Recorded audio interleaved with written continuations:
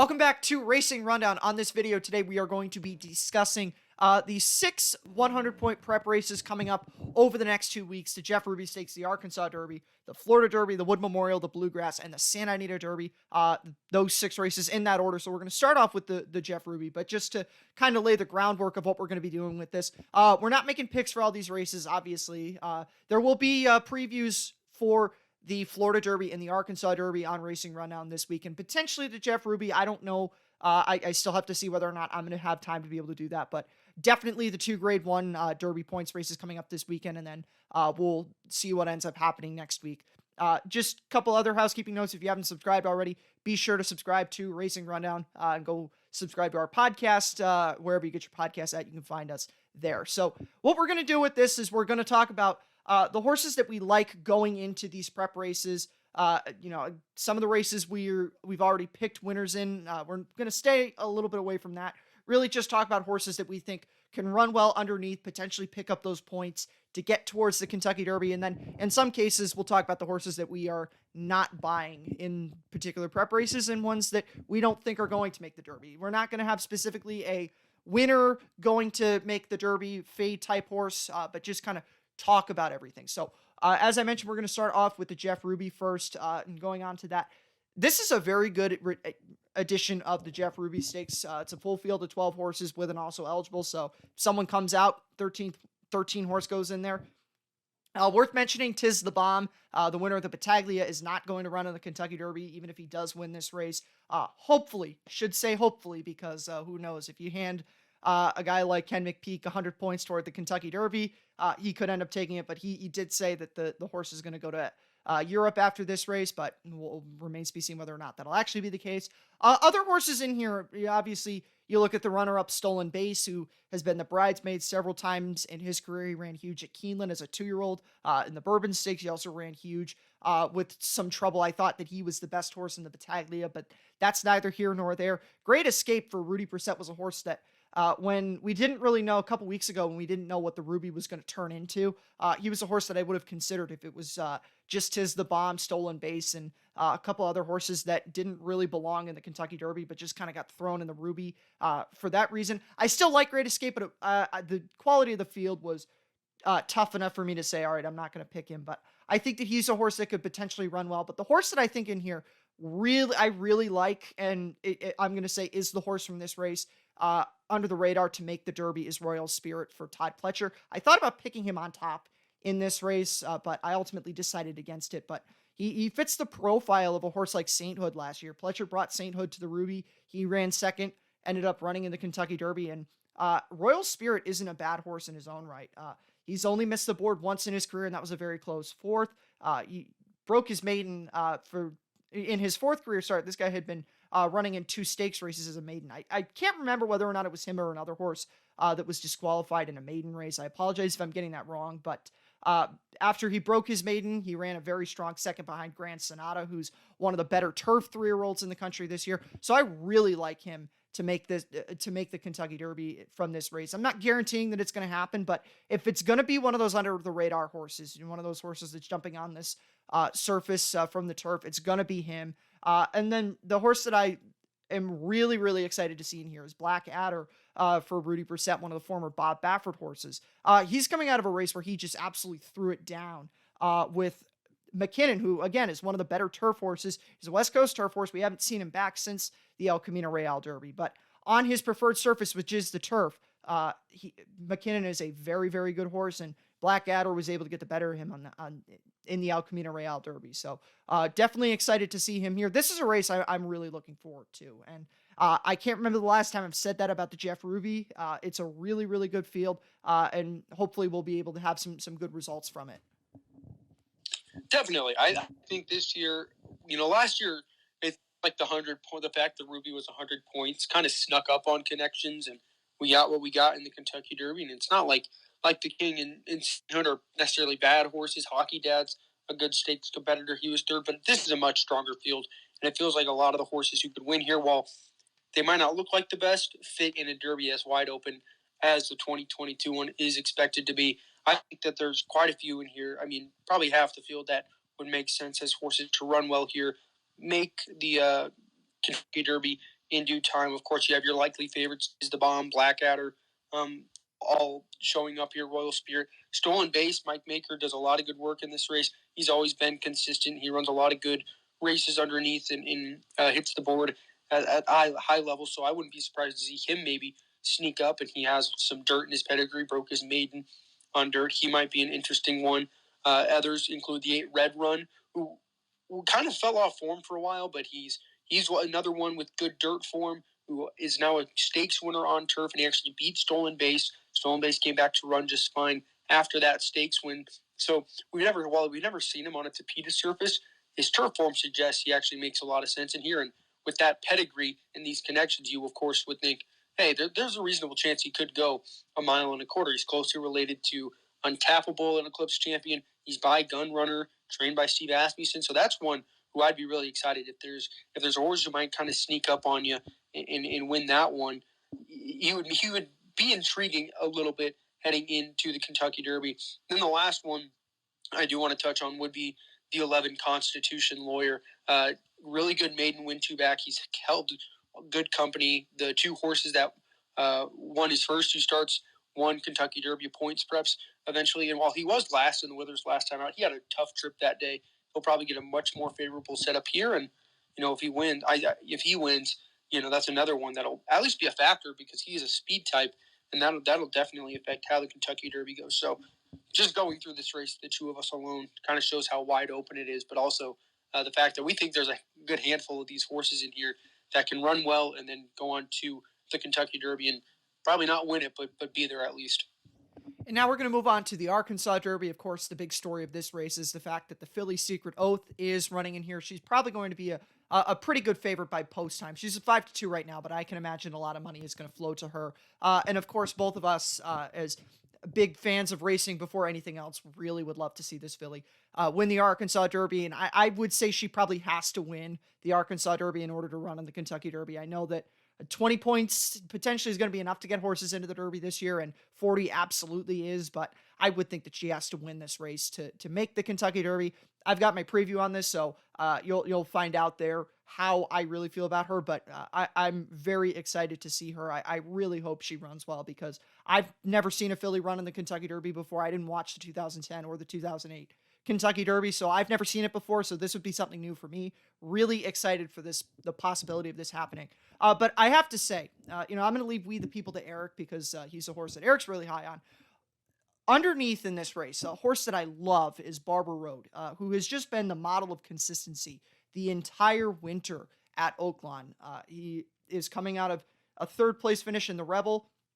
Before that, he was second in both the Smarty Jones and the Southwest. And even before that, he was second in a pretty strong black type race on Stars of Tomorrow in November, or on the Stars of Tomorrow card in November at Churchill Downs. So this is a guy who's been keeping really good company his entire career. He runs his race every time, and he's at 18 points right now. So even a 2nd place finish would put him at around 38 points. I think this year that's enough to get him into the Kentucky Derby, especially given the fact that we usually do see a defection or two between the end of 100-point races and the Kentucky Derby. And I'm really excited for the possibility of him to run big. I think he'll float up in this race and be some kind of a price because you do have, obviously Secret Oath is in here and We the People's a pretty good horse, but, I think there's a couple other Wise Guy horses that would take money before Barber Road does, so I really like him. Kavad's a horse that runs his race every time.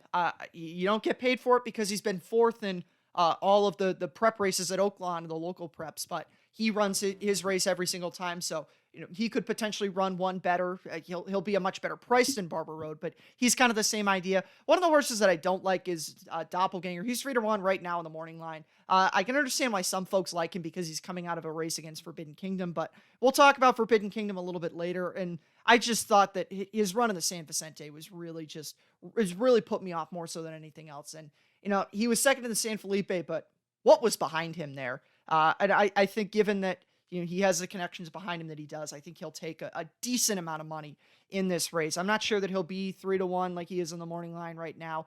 Maybe a little bit higher, but he's not a horse I really want anything to do with in this race. Yeah, and I absolutely think that's fair. This is a very interesting race. I don't know if it's set. I think it's a 2-horse race between Secret Oath and We the People, and one of them could certainly stamp themselves as a legitimate Kentucky Derby contender with a big win here. But outside of it, it's not overly exciting. That being said, we could see up to 4 horses from this race potentially in the Kentucky Derby starting gate. Secret Oath were to win, and you have somebody finish second, and then Unoho is already in. He's upwards of 50, I believe 54 right now. So he's in all, no matter where he finishes. And then Barber Road, he realistically only needs to finish 4th and pick up 10 points. That put him at 28, which in this year's Kentucky Derby, by my math, would put him right on the cusp. So right there, that's 2 horses that just need to kind of show up and not run in the back half of the field, and they'll be okay. And then, anybody that runs 1-2 is basically guaranteed a spot as well. So that's what I'm most interested outside of obviously who wins this race is how many others get into the Kentucky Derby, because there's a good chance that even though it might not be the most talented race on paper, it could fill close to 20% of the Derby starting gate. And now we're going to move on to easily the most exciting race of the weekend, the Florida Derby. I mean, when is the Florida Derby not exciting? This is traditionally one of, if not the best of all the major prep races, including, Louisiana and UAE Derby, which we won't be covering on these, obviously, as they've already happened. But so many really talented horses in this race. Simplification, Classic Causeway, both coming out of 50-point prep wins. Charge It, a very exciting last out maiden winner for Todd Pletcher, who wins this race seemingly every other year. White Abarrio, who won the Holy Bull over Simplification, who skipped the Fountain of Youth. And then also Papa Cap, who hasn't put in his best form this year, but has some really good form from his 2-year-old year. And then some interesting long shots underneath. And, that's the thing about the Florida Derby is you can't just completely ignore those long shot horses, because almost every year without fail, you get one of those horses that's at big odds that runs huge and gets themselves a spot in the Kentucky Derby. It kind of happened last race with O Captain. So I'm not going to say that he's going to do that again, but if you're looking for that kind of horse, don't necessarily overlook O Captain. But at least for me right now, Simplification is he's my top 3-year-old. The both of us don't do the thing of, oh, this is my early Derby horse, just because it's not how I'm assuming also you, Eric, like to view the Kentucky Derby going in, but extremely excited about what Simplification is going to do here. He had all the trouble that any other horse had in the Fountain of Youth, and a lot was made about the trouble that Emmanuel had in the Fountain of Youth. Simplification had all that trouble, and he also had to go a path wider than Emmanuel did there, and he still won the Fountain of Youth going away. Very, very impressed by that.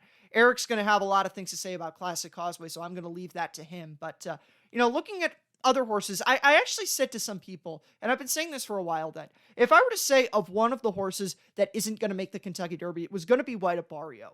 And it's not because I don't think White Abarrio is a bad horse. It's just that I think there's so much talent in the Florida Derby. Now, I had that take a couple weeks ago when, we still weren't 100% sure what the points landscape was going to look like, but also Emmanuel was supposed to run in the Florida Derby, and he is rerouted to the Bluegrass. So it's going to be less difficult on White Abarrio to win the Florida Derby. But I don't think White Abarrio is going to win the race, and not because I think he's a bad horse, but because I think Simplification was the best horse in the Holy Bull, and White Abarrio just was able to take advantage of Simplification having way too much to do in there. So if you were to ask me who's the fade of the favorites, White Abarrio is my fade. I know a lot of people are going to be fading Classic Causeway. He's not my pick, but I don't think Classic Causeway is necessarily a fade type here. I would also say, if you're taking graded stakes horses, I don't think Papa Cap's going to run well. I don't think he'd pick up any points here. I've been really, really disappointed with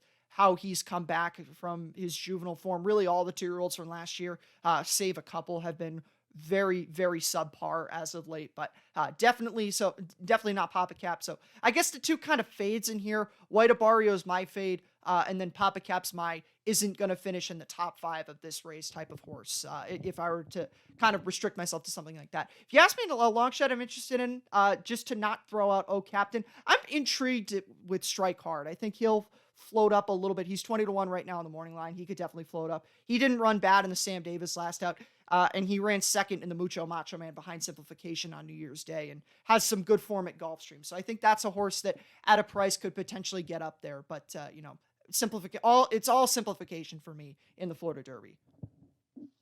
Me as well. I mean, this is a horse I've been very high on. I wouldn't say all Simplification, but I mean, this is a horse who since February I've been saying was the best 3-year-old, and he's backed it up with the big win last time out. I've been high on this horse for a very long time. I think he's great. Classic Causeway is very good as well, though. And, I haven't actually been able to draw the race up, but it seems like he'll be in a somewhat favorable situation, and the inside post definitely aids him there. In fact, he's the most inside of all the speed, and he's really quick from the gate, puts him in pretty good shape. So I think that's classic Causeway simplification. I mean, they're both already in the Kentucky Derby. They both just need to kind of show up, get around there safely, and they'll be fine. I don't really know who else is going to jump up, though. I mean, Charge It, this might be too much too soon. Wide Barrio seems tough. This feels like a race where, you could potentially have that long shot come out of nowhere and surprise. Strike Hard, not a bad option. Steel Sunshine, he ran okay in an allowance last time out. But all in all, I'm not really sure what else is out there. I just do know that Classic Causeway and Simplification should run really big races. And, I mean, they've proven already to be quality Kentucky Derby level horses, and I think that they'll kind of prove that on Saturday, and then ultimately show up at pretty low odds in the Kentucky Derby itself.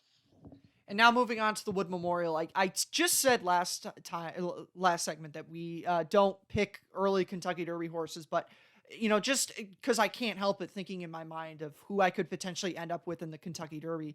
I've been going back all winter to Mo Donegal, and I'm very excited for Mo. I've been guaranteeing that Mo Donegal is going to win the Wood Memorial since February, which I don't usually do. I don't like to pick races months in advance, but I'm very confident that Mo Donegal is going to show up and run his race and win the Wood Memorial in 2 weeks' time. I just, the form that he's been on has been really good. Pletcher horses, it's the oldest trick in the book. They'll bounce their first start back as a 3-year-old, and he'll bring them back, and he'll beat you in a race like the Wood Memorial, or like the Wood Memorial for Mo Donegal. And then you'll look back and you'll say, wow, I should have had that. Happened last year with Known Agenda, happened in 2018 with Vino Rosso. I can keep going down the list, but we don't have time to do that. So I'm extremely excited for the Wood Memorial for Mo Donegal. I'm also intrigued to see what early voting is going to do, because the big talk after the Withers was the figure. And given that the race has now come on to produce a points winner and a horse in Grantham who ran second behind Classic Causeway in the Tampa Bay Derby, early voting is not as bad as we initially thought that he would have been. And I was someone who was really thinking that, that this was a horse that's an absolute throwaway come Wood Memorial time. He's not an absolute throwaway for me anymore. I still like Mo Donegal more than him, but he's a horse that I can't completely overlook. But there's some really interesting horses underneath in the Wood Memorial. I'm also looking forward to see In Due Time. In Due Time was the focus of the controversy from the Fountain of Youth when he caused the spill that happened on the far turn between with the two Belmont horses in the Fountain of Youth, High Oak and Galt. But taking that away, he ran a really strong race in that Fountain of Youth, and I think that extra distance isn't going to be a problem for him. So he's one that I'm interested to see. Again, the Wood Memorial this year is. We said it about the Ruby earlier, but I think the Wood Memorial is going to come up as strong this year as it's been in the last decade. And coming off of the Wood Memorial, as bad as it was last year, or as bad as it had ever been last year, certainly a nice breath of fresh air for the Wood Memorial. So the race, I would say of the 100-point prep race is the one I'm the most excited for, because I've been beating the drum all winter that Mo Donegal is going to win this race, and I'm really hopeful that I'm going to be right about that. This is a very fun group for sure, but it also feels like a race that people are going into thinking it's a 2-horse race, and coming out of it, I don't know if it'll be the case. And I'm a big Mo Donegal believer, but I mean this is a weird race, and I know Todd Pletcher does this a lot, but it's just giving me the feeling that while we're hyping these 2 horses up, early voting in Mo Donegal, rightfully so. There's some really intriguing other types here. I don't know which one it will be that could maybe step up, win the race, run a league second as a big surprise, but I could envision it happening. I mean, Morello, he's going to be a distant third choice in here, so that could be one. Barres, he's a good New York bred for Mike Maker, who's really got a lot going for him. Saffy Joseph's expected to send up at least one, but AP Secret or Skippy Longstocking, who at individual points in their careers have done some good things. And then Jack, you mentioned In Due Time. So there's a lot of intriguing horses here outside of the top 2, but I think people are going to get sucked into that duo who, I mean, we know they're early voting, not so much. We know Mo Donegal is beatable, but early voting, I still have plenty of questions about him. So I don't know. It's going to be an interesting race, and who knows? Maybe it does chalk out, but these Derby preps, especially one like this, they rarely do, which makes me think there's potential for this to have some upsetter. And I feel like one of those horses I mentioned outside of early voting in Mo Donegal could very well fit that bill. And now we're going to move on and talk about the Bluegrass Stakes next, kind of looking ahead towards that race. Once again, a race that's going to have a couple horses that are going to get a lot of talk about going in there. Zandon and Smile Happy. Zandon for Chad Brown, who, of course, is someone who's really high on Mo Donegal. Of course, I have a lot of respect for the talent that Zandon has. I'm excited to see him here. Smile Happy, again, I've said on multiple occasions that he was the best 2-year-old last year. There was really nothing that he could have done to win the Risen Star. I think it was a good idea to get him out of the fairgrounds and send him to Keeneland in a situation where he's going to have an opportunity to run well here. Emmanuel, coming out of the Fountain of Youth, he had a very questionable ride there. A lot of trouble. Again, I know I said that Simplification had more trouble than him, but Emmanuel certainly didn't not have trouble in that race, and I think that he's a potential bounce back. But the horse I'm really excited for is Ethereal Road. And now I'm not saying I'm going to pick Ethereal Road, but Ethereal Road was a horse who, after the Rebel, I predicted would make the Kentucky Derby field. Now, I said that thinking that he was going to run in the Arkansas Derby, where there was going to be really just whatever else was in the Rebel minus Unoho, when Unoho was supposed to run in the Bluegrass a few months ago before the dynamic of the prep season completely changed. But I still think Ethereal Road has some really good talent. Again, we've seen it with Secret Oath with Dwayne Lucas, that it's taken him a while to get these horses to be in the good positions that they are. But Ethereal Road, that maiden victory in January, was really, really good. And the runner-up effort showed that he can at least keep up with some level of stakes competition. So I'm going to still stick by that prediction that Ethereal Road is going to make the Kentucky Derby this year. And it would be really awesome to see Dwayne Lucas have a horse for the Oaks and for the Derby, or potentially, given how Secret Oath could run, potentially an entry with a Colt and a filly in the Kentucky Derby, which he has done before. Interestingly enough, you historians out there probably would remember that. But I really like Ethereal Road. It's going to be tough for me to go between Zandon and Smile Happy, whether or not I pick them on top. Again, I'm not saying I'm picking the race this far out, but those are the things I'm really looking forward to. But again, the big thing that I'm going to emphasize is Ethereal Road. I think he's going to make the Kentucky Derby. It's a tougher spot than what the Arkansas Derby would have been, but I'm going to stick by that prediction. And for me, I'm definitely, I think, less of a believer in Ethereal Road. And I'm not sure. The Bluegrass can always be a weird race. The horse I'm most intrigued to see come back, though, is Emmanuel, because he had a pretty rough go of it last time out in the Fountain of Youth and still found a way to run a credible race in a tough field.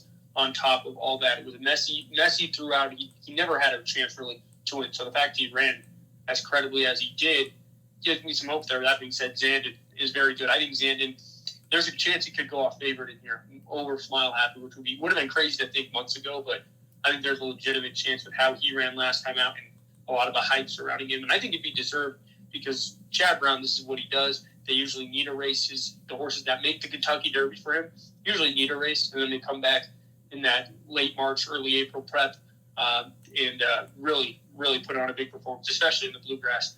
We saw, Good Magic do it himself a handful of years ago, and I think Zandon could kind of do the same. So I think it's down to him. Smile Happy ran super well in the Risen Star, and I think there's a good chance he improves second off that layoff. And then Emmanuel, is, like I said, if he can get a cleaner trip, he'll be able to get first run on Smile Happy and Zandon. And if he's as good as people, there were people calling that horse the Derby favorite. Now he's a bit of an afterthought. But if he can kind of live up to that hype that people have for him, he could walk away with this in pretty good form. And now we're going to move on to the final race of the 100-point prep races that we're going to get to. And this one's the most one-dimensional. It's the Santa Anita Derby. This is going to be the match race between Messier and Forbidden Kingdom. And really just whoever else ends up running in the race. There could be less than 5 horses. I'd say probably around 5 horses, but could potentially be less than 5 horses in there. Definitely will be a very short field.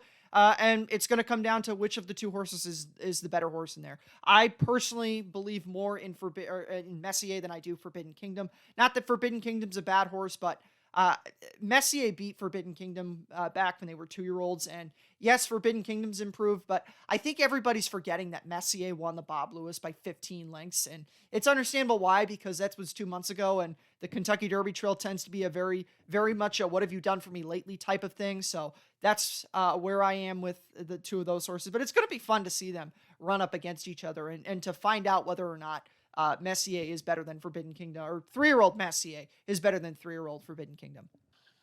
I think this is a 2-horse race, but it's going to be a very telling 2-horse race. We very well could be looking at our Kentucky Derby favorite coming out of the Santa Anita Derby. Just depends on what order they want to finish in and how well they want to run. But they're going to run 1-2. It's very hard to think any other. It could happen any other way. I think Messier is probably a little bit better of the two, but Forbidden Kingdom could get the better of the trips. Yes, he's not coming off 2 months like Messier is. Messier beat them the only other time they've gone head to head. They've also both proven they can lose. So are they really that solid of horses? I don't know. A lot of questions to be had, I think, even once this race is run. But that being said, you're going to have one of the Derby favorites no matter what crossing the finish line first there. It's just going to depend on the order, but it'll reveal some stuff, especially about those horses as individuals, because there's a lot of talk about which one's better, but none of us really know. And we'll certainly find out on April 9th.